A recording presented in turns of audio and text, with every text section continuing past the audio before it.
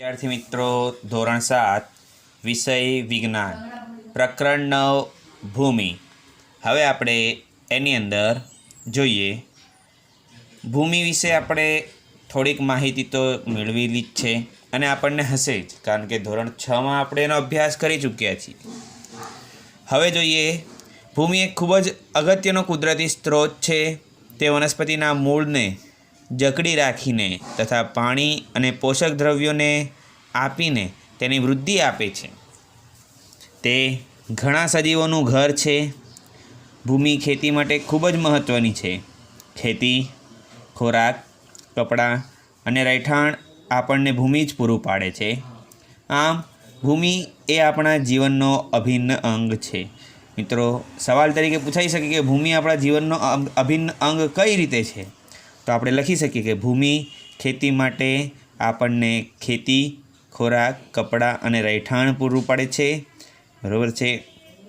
માટે ભૂમિ એ આપણા જીવનનો અભિન્ન અંગ કહેવાય, બરાબર છે। હવે પહેલા વરસાદ પછીની ભીની માટીની સુગંધ એ આપણને હંમેશા મહેકાવે છે। આપણને ખબર છે કે જ્યારે વરસાદ પડે છે ત્યારે માટીની સુગંધ સૌથી પહેલાં આવતી હોય છે અને એ આપણને ખૂબ જ સુંદર એટલે કે સરસ ગમે એવી લાગતી હોય છે। ભૂમિ જીવનથી ભરપૂર, બરાબર છે। એક દિવસ વર્ષા ઋતુમાં પહેલી અને બુઝોએ અળસિયાને ભૂમિની બહાર નીકળતા જોયું। પહેલીને આશ્ચર્ય થયું કે અન્ય સજીવો પણ ભૂમિમાં હશે। ચાલો આપણે જોઈએ, બરાબર છે।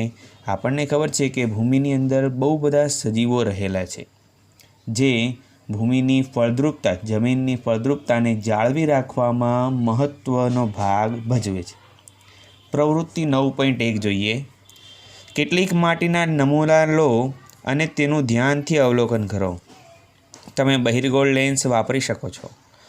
દરેક નમૂનો કાળજીપૂર્વક અભ્યાસ કરો અને માહિતીને કોષ્ટકમાં ભરો। તમારા મિત્ર સાથે અવલોકનની ચર્ચા કરો।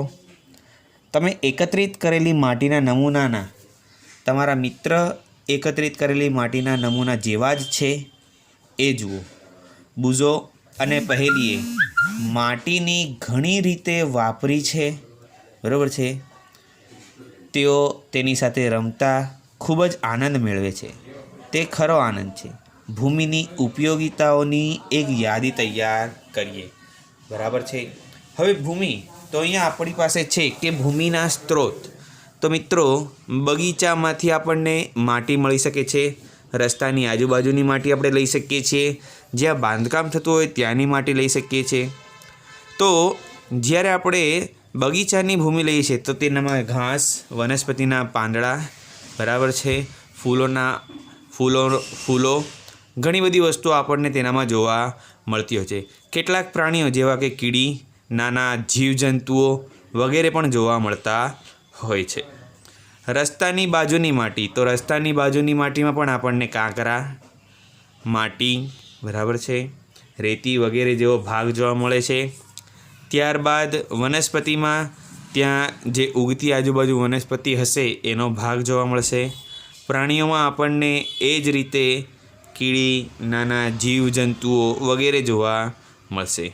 જ્યાં બાંધકામ ચાલતું હોય ત્યાંની માટીની વાત કરીએ તો આપણને તેનામાં વનસ્પતિનો ભાગ જોવા મળતો નથી, બરાબર છે। ત્યાં સિમેન્ટ અને અન્ય વસ્તુઓ આપણને એ માટીમાં રેતી, સિમેન્ટ જેવી અન્ય વસ્તુઓ આપણને જોવા મળે છે, બરાબર છે। એટલે કે દરેક જગ્યાએની માટી જુદા જુદા પ્રકારની હોય છે એ આપણે આ અવલોકન પરથી આપણે કહી શકીએ। ત્યારબાદ જોઈએ પહેલીને આશ્ચર્ય થાય છે કે મારા રોડ અને બગીચામાંથી એકત્રિત કરેલી ભૂમિના નમૂનામાં પ્લાસ્ટિકના ટુકડાઓ અને પોલિથીનની કોથળીઓ શા માટે જોવા મળે છે? આપણે આગળ જોયું હતું મિત્રો અને ભણ્યા બી હતા કે આપણે જ્યાં ત્યાં પોલિથીનનો ઉપયોગ વધુને વધુ કરીએ છીએ અને તેને જ્યાં ત્યાં ફેંકી દઈએ છીએ। અને પોલિથીન એક એવી વસ્તુ છે જે વિઘટન થતું નથી, બરાબર છે, અને ભૂમિની ફળદ્રુપતા અટકાવે છે, કારણ કે તેનામાં રહેલા બેક્ટેરિયાનો પ્લાસ્ટિક દ્વારા શું થાય છે? નાશ થાય છે। એ આપણે ભણી ગયા। જોઈએ પોલિથીનની કોથળીઓ અને પ્લાસ્ટિક ભૂમિના પ્રદૂષક છે। તેઓ ભૂમિમાં રહેતા સજીવોને મારી પણ નાખે છે। તેથી જ પોલિથીન અને પ્લાસ્ટિકની કોથળીઓના વપરાશ પર પ્રતિબંધ હોવો જોઈએ. અન્ય પદાર્થો જે ભૂમિને પ્રદૂષિત કરે છે તે કચરો, રસાયણ અને જંતુનાશકો છે. કચરા અને રસાયણો પર પ્રક્રિયા કર્યા પછી તેને ભૂમિમાં મુક્ત કરવા જોઈએ. જંતુનાશકનો ઉપયોગ ઓછામાં ઓછો કરવો જોઈએ.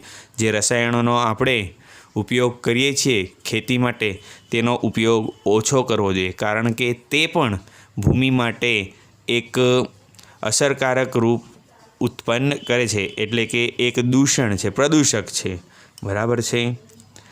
મારે જાણવું છે કે ખેતરની માટીનો રમકડા બનાવવા માટે ઉપયોગ થઈ શકે કે નહીં. તો મિત્રો, ખેતરની માટીનો ઉપયોગ રમકડા બનાવવા માટે થઈ શકે. આપણે તેને સીધો રમકડા બનાવવા માટે ઉપયોગ કરતા નથી. બરાબર છે. રમકડા બનાવવા માટે ખૂબ જ ચીકણી માટીનો ઉપયોગ થતો હોય છે.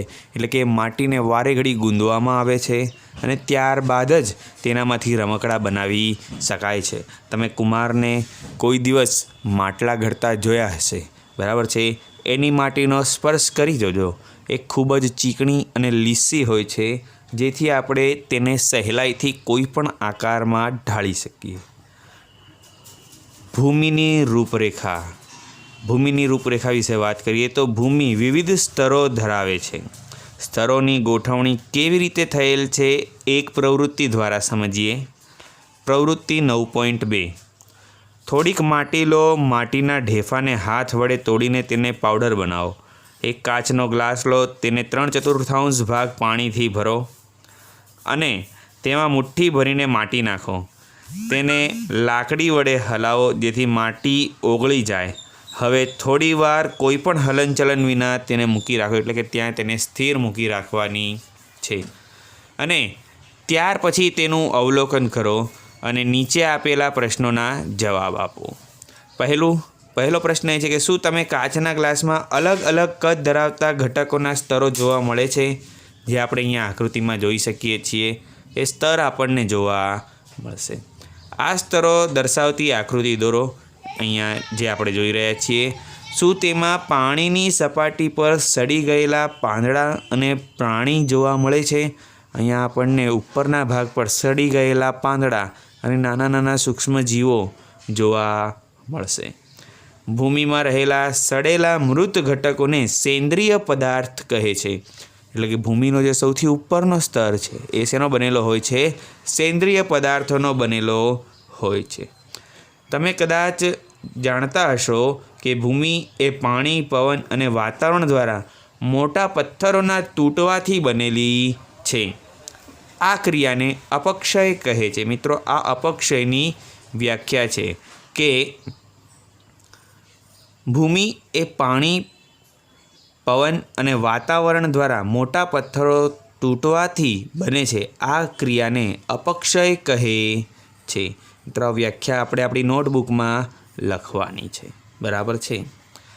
કોઈ પણ ભૂમિનો પ્રકાર તે કયા પ્રકારના પથ્થરમાંથી નિર્માણ પામી છે અને તેના ઉપર ઉગતી વનસ્પતિઓ પર આધાર રાખે છે. ભૂમિનો પ્રકાર શેના પર આધાર રાખે છે? તો તે કયા પ્રકારના પથ્થરમાંથી બની છે. બરાબર છે. તેના પર આધાર રાખે છે અને તેના પર કયા પ્રકારની વનસ્પતિ ઉગે છે.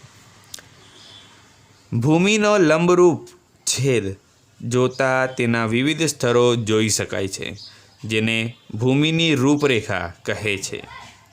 દરેક સ્તર તેની રચના, રંગ, ઊંડાઈ અને રાસાયણિક બંધારણમાં ભિન્નતા દર્શાવતો હોય છે. આ સ્તરો ક્ષિતિજ તરીકે વર્ણવાય છે. શેના તરીકે? ક્ષિતિજ તરીકે વર્ણવવામાં આવે છે. હવે જોઈએ તો આપણે સામાન્ય રીતે ભૂમિના ઉપરના સ્તરો જોઈએ છીએ, તેની નીચેના સ્તરો આપણે જોઈ શકતા નથી. જ્યારે આપણે તાજેતરમાં ખોદાયેલા ખાડો જોઈએ છીએ તો આપણને ભૂમિની અંદરના સ્તરો પણ જોઈ શકાય છે. બરાબર છે. એવો દેખાવ આપણે ભૂમિના જુદા જુદા સ્તરો વિશે માહિતગાર કરાવે છે. આપણે ભૂમિની રૂપરેખા કૂવો ખોદતી વખતે અથવા મકાનના પાયા નંખાતા હોય ત્યારે જોઈ શકીએ છીએ. જ્યારે કૂવો ખોદવામાં આવે કે મકાનના પાયા નાખવામાં આવે ત્યારે આપણે તે સ્તર વિશે જોઈ શકીએ છીએ કે તે કેટલા સ્તરોની બનેલી છે. તો અહીં આકૃતિમાં આપણે જોઈએ છીએ ભૂમિ લગભગ 4 સ્તરોની બનેલી છે. ઉપરનો એ સ્તર કે જે સેન્દ્રિય પદાર્થોનો છે, ત્યારબાદ બીજો સ્તર જે માટી તથા ઓછા કાંકરાઓ, ત્યારબાદ જેમ જેમ નીચે જઈએ તેમ ખડકોની સંખ્યા શું થતી જાય છે, વધતી જાય છે, જેને આધાર ખડક, આધાર સ્તર તરીકે ઓળખવામાં આવે છે. બરાબર છે. મકાનના પાયા નાખતા હોય ત્યારે જોઈએ છીએ તે આપણને પહાડી રસ્તાઓ કે ઢોળાવવાળા નદી કિનારે પણ જોઈ શકાય છે. સૌથી ઉપરનું સ્તર ઘેરા રંગનું અને સેન્દ્રિય પદાર્થો તથા ખનિજ દ્રવ્યોથી ભરપૂર હોય છે. જે સૌથી ઉપરનું સ્તર હોય છે એ સેન્દ્રિય પદાર્થો અને ખનિજ તત્વોથી ભરપૂર હોય છે. સેન્દ્રિય પદાર્થો ભૂમિને ફળદ્રુપ બનાવે છે અને ઉગતી વનસ્પતિને પોષક તત્વો પૂરા પાડે છે. આ સ્તર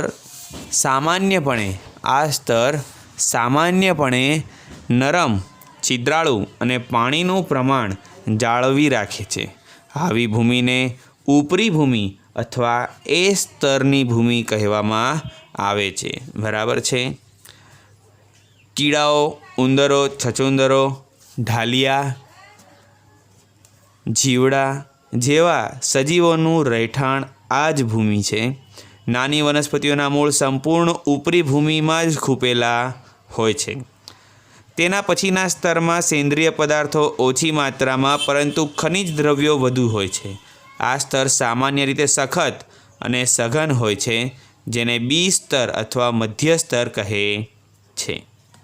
ત્રીજું સ્તર સી સ્તર કહેવાય છે, જે ફાટા તથા તિરાડ ધરાવતા નાના ખડકોના ટુકડાઓનું બનેલું હોય છે.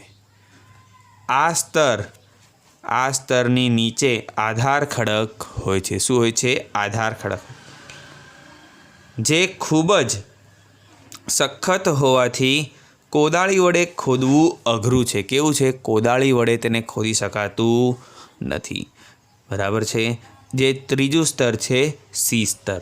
અને ત્યાર પછીનું જે છેલ્લું સ્તર છે જે આધાર ખડક તરીકે ઓળખાય છે, જે મોટા મોટા પથ્થરોનો બનેલો સ્તર હોય છે. આના આગળનું મિત્રો આપણે નેક્સ્ટ વિડીયોમાં જોઈશું.